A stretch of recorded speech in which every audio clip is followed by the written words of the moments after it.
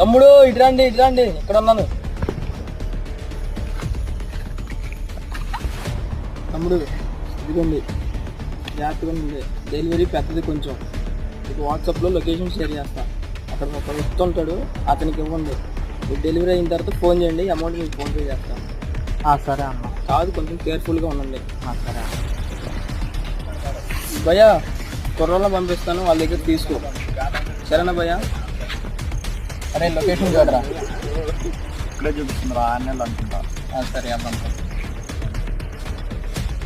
Photos మీరే. Okay తమ్ముడు, మేమే. నా పాట తమ్ముడు నెంబర్ 1 క్వాలిటీ సరికేనా?